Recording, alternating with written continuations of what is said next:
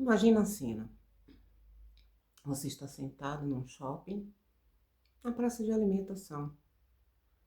Você está sozinho, fazendo a sua refeição, seu lanche, seja lá o quê. E aí, de repente, algo te chama a atenção. Você vê, olha para tudo quanto é lado, e você vê diversas famílias, mas você vê principalmente diversos casais assim. Cada um com o seu telefone.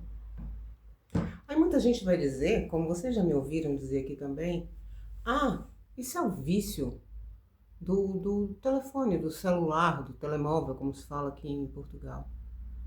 Mas será que é só isso? A gente não já viu essas cenas antes, não? Quantas vezes, antes disso aqui se popularizar, a gente viu casais fazendo a sua refeição de cabeça baixa, um em frente ao outro. Quando eles levantavam a cabeça, por acaso os olhares se encontravam, você via um constrangimento muito claro. E aí as pessoas olham para os lados, olham para a mesa ao lado, voltam a olhar para sua comida. Ou então faz um comentário ridículo qualquer, sem o menor sentido. Você achou essa comida salgada? Ou seu prato tá bom? E o outro, claramente constrangido, diz, tá bom. E você vê que não há o menor interesse naquele que perguntou de realmente saber o que, que o outro falava. E sabe o que é pior? Quem respondeu sabia exatamente disso. Você já passou por isso? Você está passando por isso? Então vamos lá conversar. Só um cadinho sobre o assunto. Você caiu de paraquedas aqui e não me conhece? Eu sou Isolda Pereira. Eu sou terapeuta, sou também analista corporal e comportamental. E hoje a gente vai falar de um assunto que dói, que incomoda, que é uma beleza, mas que a gente precisa falar, que é a solidão a dois. Não tem dor nem vazio maior que esse. Preparado para essa conversa? Então vamos lá. Seja muito bem-vindo, você que chegou agora. E você que está sempre aqui comigo, mais uma vez, o meu muito obrigada. Vamos lá? Quando a gente começa um relacionamento, desculpem, quando a gente começa um relacionamento, a gente faz planos, a gente sonha, a gente imagina como vai ser e a gente coloca toda a energia da gente ali. No início, como diz minha mãe, no início tudo são flores. Mas depois, assim como as flores, se o amor não é regado dia a dia, ele vai murchando. Aí vai ficando aquela flor sem graça. Se ela estava em pezinho, ela começa a murchar, a cair. E aí tem um momento que a gente percebe, meu Deus, a florzinha vai morrer. E a gente não quer que aquilo morra.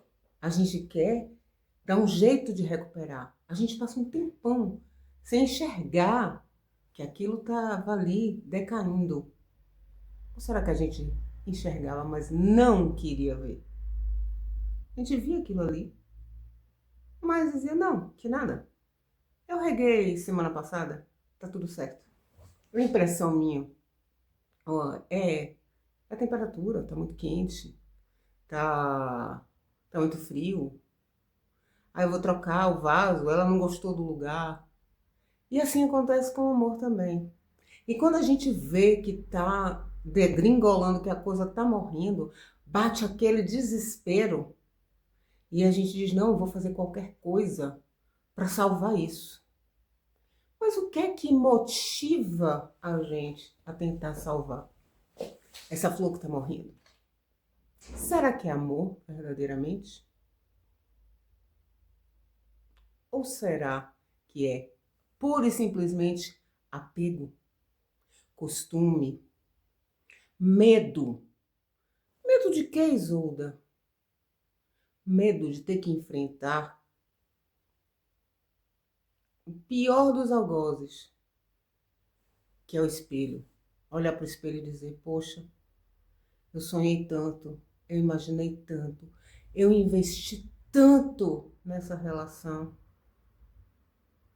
E agora? Eu vejo meus sonhos descerem pelo ralo.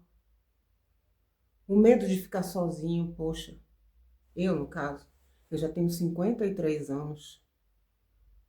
Estou aqui enfrentando uma pré-menopausa, estou acima do peso, cheio de problemas. Será que eu vou encontrar alguém na vida?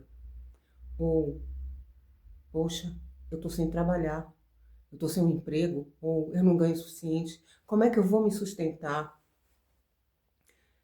Isso para quem já passou dos 50, assim como eu.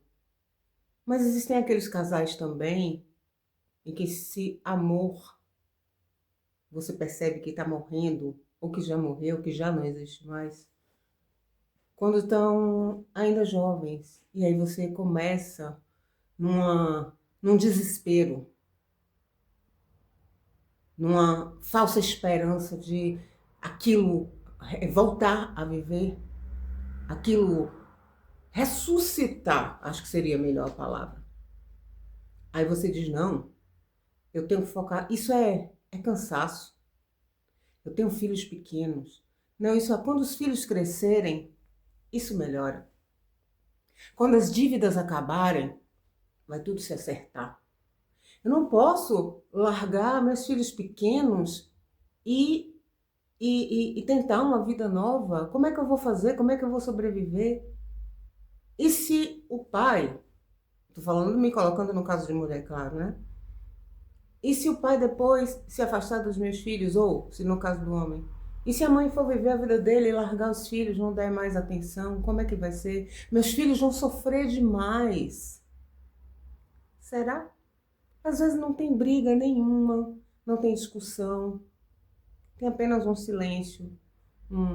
Bom dia, apenas por educação. Tem olha, hoje depois do trabalho, eu vou jogar bola com os colegas. Ah, tudo bem, vou chegar um pouquinho mais tarde. Isso mais tarde se torna 10, 11, meia-noite, 1, 2, 3 da manhã. Você diz, não, claro, todo mundo merece um dia sair. Ou então, olha, hoje é sábado, eu vou sair para espairecer um pouquinho com as amigas. E aí, o cara tá sozinho em casa, ou tá fazendo algumas outras coisas, tinha planos para fazer, fica com as crianças. Aí diz assim, olha, durante a semana você sai com seus amigos, agora é a minha vez. Aí passa o dia inteiro na rua, conversa com as amigas vão embora e você fica batendo perna por aí. Ou você tem sempre um trabalho a mais a fazer, você tem sempre que ficar até mais tarde, porque você não quer voltar para casa e enfrentar a solidão. Porque é disso que se trata, é a solidão. Chega um momento que a solidão a dois é aquela em que você tem só a companhia física. O corpo está ali, mas a cabeça, a alma da pessoa está em qualquer outro lugar. É por isso que começam o bom dia, apenas por educação. O dizer eu te amo na frente dos filhos, só para que os filhos achem que está tudo bem. Só que os filhos percebem que não exatamente o que, às vezes não, mas que tem algo estranho, percebem. A vida corre normalmente do lado de fora. Olha, vocês formam um casal tão lindo, vocês estão sempre bem. E aí, Zé, tá tudo bem? Tá tudo ótimo. E aí, Carlos, tá tudo bem? Tá tudo maravilhoso. Anda até de mão dadas na rua, no início. Mas chega um momento que a gente vai afastando. Aquela mão dada fica só até a gente abrir a porta. Ultrapassou a porta, porque não o portão do prédio, porque nós temos vizinhos, mas a porta de casa. Quando entra, cada um colocando sua chave no lugar, cada um indo fazer alguma coisa, no máximo, você quer comer alguma coisa, vai jantar, vai tomar banho antes do jantar, ou qualquer coisa do tipo assim. Isso vai pesando, isso vai doendo, aí um vai ler, o outro vai assistir TV. Ou então, sentam os dois, cada um com o seu telefone. As conversas são cada vez menores. Se falta luz, ou a TV quebra, fica um olhando para a cara do outro, não tem assunto. E aí a gente diz, não, vamos dormir, né? A gente tá cansado. O sexo, que era presente, começa a ficar cada vez mais distante. Um dia porque tá cheio de problemas, outro dia porque tá cansado e, enfim. Ou a famosa, tô com dor de cabeça, ou o cara, tô com mil problemas no trabalho. Cada um inventa uma desculpa. Gente, isso é hipotético, tá? Isso não é minha vida, não. Deus me livre de viver isso novamente. Mas a gente começa a se acostumar. A gente começa a se anular. A gente começa... E aí, vamos fazer alguma coisa? Ah, vamos. A gente viaja junto. Vamos pra onde? Ah, não sei, escolhe você. Quer comer o quê? Isso ou aquilo? Ah, tanto faz. E a gente começa a se acostumar com isso, achando que isso é normal. A gente normaliza o vazio. A gente normaliza a distância. Só que chega um momento que isso começa a refletir no nosso corpo. É uma dor nas costas, é uma dor de cabeça, dessa vez verdadeira. É uma dor no estômago, é a coluna que não passa, é um diabetes, uma pressão alta, é uma alergia, é uma queda de cabelo, é uma rouquidão. Quando você não tem nenhum outro problema aparente. Porque existem essas questões somáticas, sim, o corpo grita, pede socorro, porque ele não aguenta mais aquele vazio que está aqui. Quando a pessoa tem problemas verdadeiros acontecendo ao redor, a gente também responde dessa forma. Às vezes a gente está com muito problema financeiro, a gente está com muitos problemas com o trabalho. Existem os males físicos, sim. Mas existem inclusive pesquisas que mostram que mais de 60%, essa pesquisa ainda está acontecendo, mas mais de 60% das pessoas, principalmente mulheres, por conta da nossa cultura, que tem câncer, os cânceres mais agressivos como útero, mama, estômago, ovário, língua, garganta, males no cérebro. São pessoas que tiveram problemas com seus relacionamentos. Ah, briga, separação, isso e aquilo, não. São aquelas que engoliram sapo. São aquelas que se anularam. São aquelas que se convenceram que era melhor o marido trair, porque no final ele voltava para casa. Não tem problema. E pelo menos ele não me procura. Eu não tenho vontade mesmo. Será que isso é normal? Será que isso tá certo? Por que que a gente se contenta com migalhas? Porque não passa disso. Eu tô falando de mulher porque eu sou mulher e porque na maioria das vezes isso acontece com as mulheres. Os homens, eles quando se vê numa situação assim, o limiar deles de dor emocional, dor interna, esse desespero que dá, esse vazio que dá, essa dor que dá, você viver apenas fisicamente com alguém, chega um momento, o homem satura mais rápido. Ele começa a trair, ele começa a sair, e chega um momento que quando ele encontra uma muleta, desculpem, mas é isso mesmo, a outra pessoa com quem ele vai se relacionar, é apenas uma muleta. É alguém para segurar, onde ele possa ancorar, onde ele possa se segurar e dizer assim, pronto, Já tenho um outro porto seguro, já posso sair daqui. A mulher não. A nossa cultura não nos faz viver dessa forma. A gente aprendeu que a gente tem que se sacrificar, que homem é prêmio, que nós somos as bonecas felizes porque fomos escolhidas lá na vitrine. E que aquela que não foi escolhida, coitada, essa sim é que deve sofrer. Como se o homem fosse prêmio. Como se a gente só fosse feliz se a gente tivesse companhia.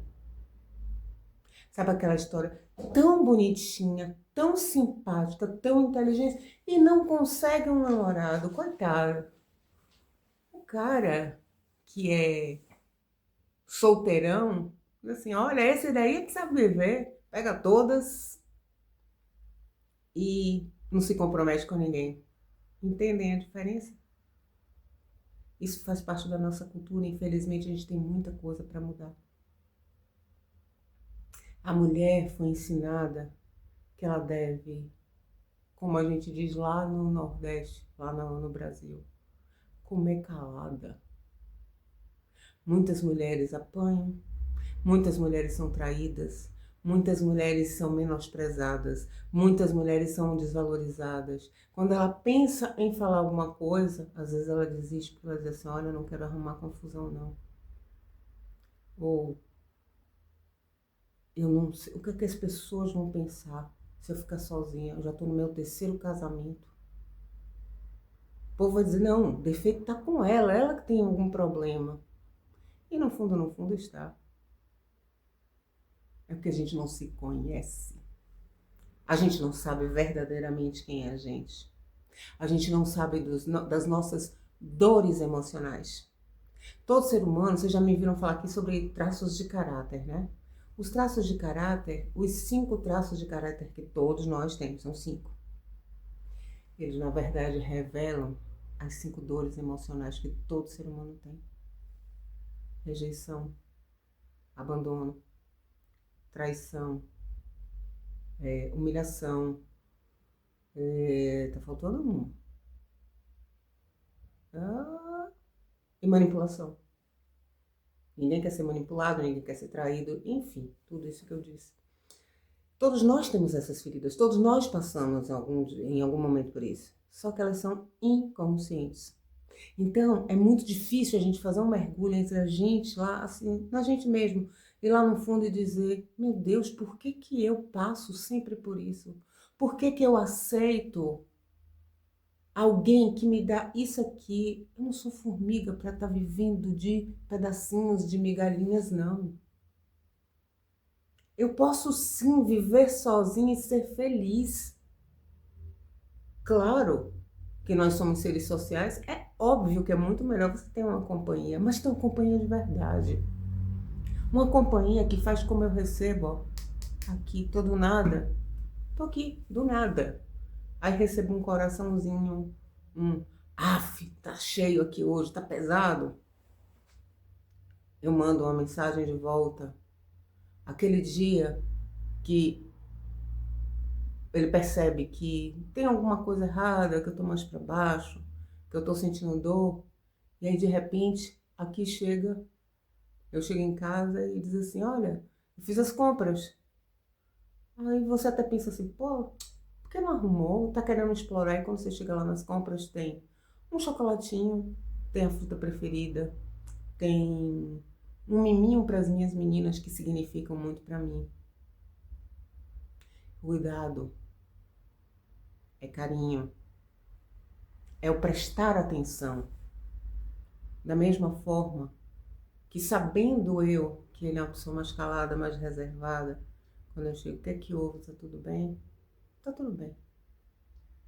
Aí eu digo, então tá bem, tô aqui, tá? Se precisar falar, ele não vai falar, ele não vai fazer nada. Eu sento do lado, faço uma comidinha gostosa, sento ali e digo, vamos assistir uma coisa? E aí, ou ofereço meu braço, ou deito no braço. De repente, aí há aquela explosão. Poxa, mas hoje isso, aquilo, aquilo outro, blá, blá, blá, blá, blá. E aí eu acabo descobrindo o que foi que aconteceu. Ou aquele aninhar aqui, que era só o que precisava. Isso é um relacionamento bom. Isso é um relacionamento equilibrado. Mas ter alguém só do lado para dividir conta, para construir uma casa junto, para sair de mão dadas e dizer eu sou casada, só para ter uma aliança aqui na mão. Para quê? Para ter a esposa do lado para levar na festa da empresa. Esta é minha esposa. Só para ter alguém para fazer sexo, certo? Sem precisar ter que caçar alguém por aí. Será que isso basta? Não tenha medo. Faça uma análise. O que é que eu estou fazendo aqui? Isso ainda é bom para mim? E para o outro? Será que está sendo bom também? Senta, conversa. Não tem conversa? Já é um grande sinal de que algo está errado. Não, eu preciso conversar com você. Ah, lá vem você querendo DR. Sim, DR. A gente começou, a gente conversava. A gente fazia planos e tal. Então, eu estou sentindo que tem algo errado. Talvez seja comigo. Mas eu preciso saber o seu lado da história, a sua versão, ver o que é que você compreende. É doloroso? Muito. É difícil? É. Mas é libertador. Vocês devem falar muito assim, você fala muito sobre autoconhecimento, sobre isso, sobre aquilo. Quem não se conhece não sabe o porquê carrega essas dores que são internas, porque que tem determinados comportamentos. Às vezes são coisas que estão aqui, que não são minhas. Foram coisas que me foram impostas pelos que vieram antes de mim, pelos que vieram antes dos que vieram antes de mim, e pelos outros, e pelos outros, e pelos outros, e vão perpetuando. Por maldade? Não. Porque era o que se acreditava. E simplesmente vai passando. E isso forma isso molda a minha forma de agir, o meu jeito de pensar, ainda que eu não tenha consciência disso. Só quando a gente se descobre, a gente se compreende verdadeiramente, é que a gente entende determinados padrões que a gente segue. Por que a gente aceita migalhas? Por que a gente cala quando devia falar? Por que a gente explode quando devia calar? E coisinhas do tipo. Eu não tô aqui para dar conselho a ninguém, não. Porque o seu caso pode ser completamente diferente do meu. Mas normalmente passa pela baixa ou nenhuma autoestima. Por crenças que lhe foram impostas. Não porque alguém disse diretamente para você, necessariamente, pode ter sido dito, mas você pode ter simplesmente ouvido, principalmente na sua primeira infância. Pode ser porque você não se ache merecedor. Pode ser que você nunca tenha sido o suficiente na sua infância e você carregue isso pelo resto da vida. E como é que eu vou saber isso, Isolda? Autoconhecimento. E depois que eu souber, como é que a gente faz? A gente trata, cada um de um jeito. Eu recomendo a terapia porque foi o que resolveu para mim e que tem resolvido, ainda tenho muita coisa para resolver. Mas uma coisa eu aprendi. Quando eu percebi que eu me basto, que eu preciso me amar para depois amar o outro e que eu sou suficiente, sim. Que eu não preciso me humilhar, que eu não preciso fazer sacrifícios, fazer tudo pelo outro para que eu seja amada. Eu aprendi que eu mereço muito, mas muito mais do que migalhas. Eu não sou formiga para viver de migalhas. E você também não. Pensa nisso. E se precisar da minha ajuda, tô aqui. Se isso faz sentido para você, deixa o like. se isso fez você pelo menos pensar um bocadinho, e você sabe que isso faria diferença também, pensar, refletir sobre isso na vida de outras pessoas, compartilha.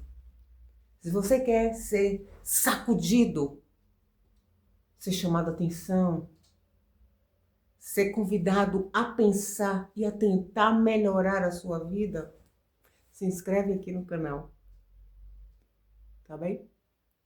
Que você seja feliz, completo e que você só aceite o que for de melhor para a sua vida.